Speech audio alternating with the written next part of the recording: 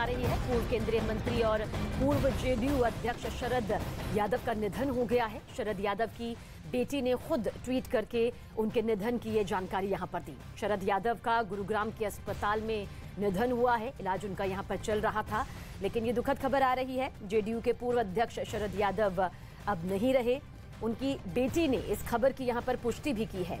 75 साल के वो थे और 75 साल की उम्र में शरद यादव ने अंतिम सांस यहां पर ली है। नीरज हमारे सहयोगी ज्यादा जानकारी के लिए। नीरज, पूर्व केंद्रीय मंत्री शरद यादव थे, जेडीयू के पूर्व अध्यक्ष रहे। उनकी बेटी ने खुद इस दुखद खबर की जानकारी ट्वीट कर दी। देखिए, सबसे अहम बात यह है कि आज ही दोपहर तक उनकी तबीयत ठीक थी। दोपहर के बाद थोड़ी तबीयत में खराबी हुई, फिर उन्हें फोर्टिस अस्पताल ले जाया गया और वहीं निधन हुआ है। आधिकारिक तौर पे जानकारी फोर्टिस अस्पताल की तरफ से थोड़ी देर बाद दी जाएगी, ऐसी खबरें आ रही हैं। लेकिन उनके करीबियों से बात हुई, उनकी बेटी ने फेसबुक पोस्ट किया है और उसमें इस बात का जिक्र किया कि उनके पिताजी नहीं रहे। देखिए, शरद यादव के करियर की अगर बात करें तो 75 साल के अपने जीवन में उन्होंने एक लंबा राजनीतिक सफर तय किया था और सबसे लंबा करियर उनका जनता दल और जनता दल यूनाइटेड में रहा। जबलपुर से 1974 में पहली बार लोकसभा के लिए जीते थे और बहुत कम लोग जानते होंगे कि 1981 में जब राजीव गांधी अमेठी से उपचुनाव जीते थे, लोकसभा में पहुंचे थे, तब भी शरद यादव लोक दल के टिकट पे उस सीट से तब हारे थे।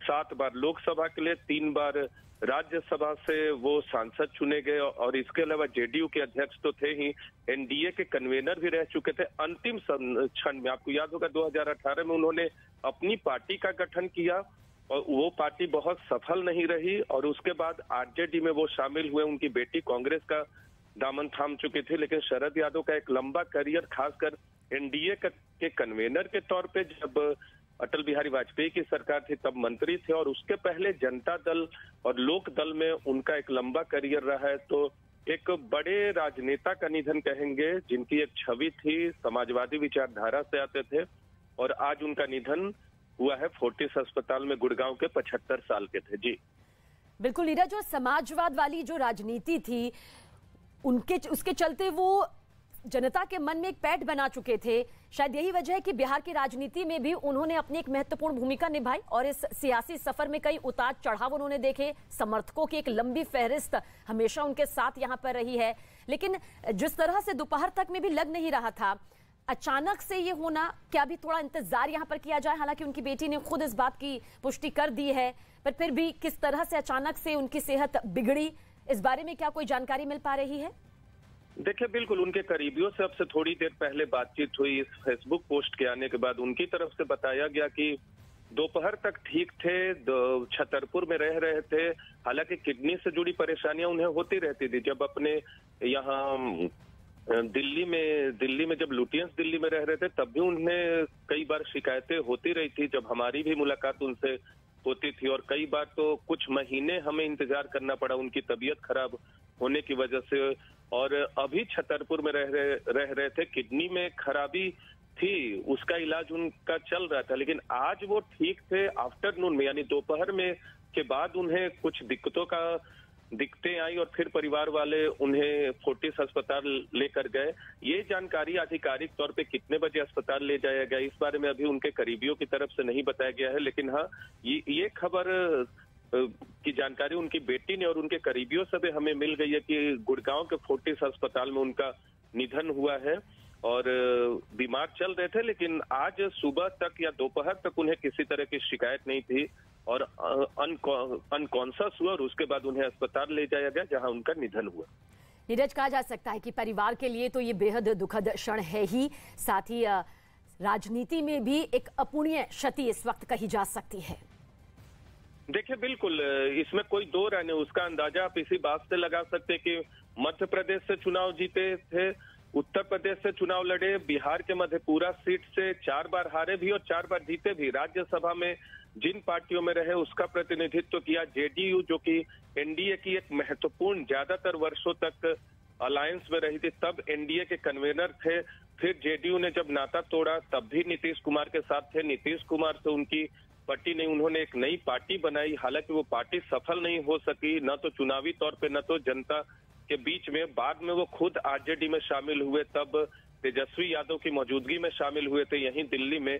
लेकिन एक लंबा राजनीतिक करियर समाजवादी विचारधारा को आगे बढ़ाने में लोकदल से लेकर जनता दल से लेकर जयप्रकाश नारायण ने उन्हें पहली बार जबलपुर से जब वो चुनाव लड़े थे, हल्दर किसान का जो चुनाव चिन्ह था, पहला टिकट उन्हें दिया था उस चुनाव चिन्ह पे और वहां से वो जीते थे, दूसरी बार भी जीते थे।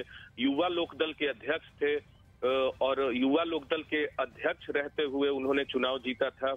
और आप उनके राजनीतिक व्यक्तित्व का, राजनीतिक जीवन का अंदाजा इसी बात से लगा सकते हैं कि अगर कोई भी नेता संसद में 10 बार, 7 बार लोकसभा के लिए और 3 बार राज्यसभा के लिए पहुंचता है तो उनके राजनीतिक छवि का अंदाजा लगा सकते हैं। और अभी हाल के वर्षों तक उन्होंने विपक्ष को जोड़ने की खूब कोशिश की कि विपक्ष एकजुट हो। विपक्ष 2019 के लोकसभा चुनाव में, 2018 में जब उन्होंने अपनी पार्टी का गठन किया जेडीयू से अलग हटकर, तो उनकी कोशिश थी कि 2019 के लोकसभा चुनाव में विपक्ष को जोड़कर मौजूदा सत्तासीन पार्टी और सत्तासीन सरकार को चुनौती दी जाए। हालांकि उसमें वो कोई कामयाब नहीं हो सके और अंतिम तौर पे खुद आरजेडी में शामिल हो गए और उनकी बेटी कांग्रेस में शामिल हो गई। लेकिन हाँ, उनकी पुरजोर कोशिश थी कि एक विपक्ष की आवाज हो और किसी भी लोकतंत्र में विपक्ष की आवाज का महत्व होता है। और उनका आधार राजनीतिक तौर पे इतना व्यापक था और इतना लंबा रहा है जिसकी कमी खलेगी आने वाले दिनों में विपक्ष के तमाम नेताओं को, और न सिर्फ विपक्ष के बल्कि सत्ताधारी पार्टी के नेताओं को भी खलेगी। क्योंकि एनडीए के कन्वीनर के तौर पे जब थे तो वो बीजेपी के साथ थे और मंत्री भी जब थे तो अटल बिहारी वाजपेयी सरकार में मंत्री थे। तो ये तमाम चीजें जो है वो बहुत ही अहम रही हैं उनके राजनीतिक करियर की। तो एक शून्य जरूर कहेंगे राजनीतिक जीवन उनका रहा है और राजनीतिक जीवन में उनसे जुड़े जो लोग हैं, उन्हें जो जानते हैं, उनके लिए एक शून्य जरूर है। और अब लगातार दूसरे नेताओं की तरफ से जैसे जैसे आधिकारिक तौर पे जानकारी आएगी या जैसे जैसे खबरें उनके करीबी नेताओं तक पहुंच रही है तो उनकी तरफ से श्रद्धांजलि भी आएगी। लेकिन एक बड़ी क्षति कह सकते हैं, बीमार चल रहे थे, राजनीतिक सक्रियता उतनी अब नहीं थी, लेकिन उन्होंने पिछले लोकसभा चुनाव तक ये भरपूर कोशिश की थी कि विपक्ष को एकजुट किया जाए और इसी मंशा से अपनी राजनीति को उन्होंने अभी तक जारी रखा था। लेकिन अब वो हमारे बीच में नहीं है। गुड़गांव के फोर्टिस अस्पताल में उनका निधन हुआ है। आज अचानक तबीयत बिगड़ी। जो न्यूज 18 इंडिया पे अभी दर्शक हमसे जुड़े हुए हैं उन्हें एक बार फिर बता दें कि शरद यादव जो कि लोक दल से जुड़े थे, जनता दल से जुड़े रहे थे, फिर जेडीयू के बतौर अध्यक्ष लंबे समय तक रहे, एनडीए के कन्वीनर के तौर पे उन्होंने काम किया, अब वो हमारे बीच में नहीं है।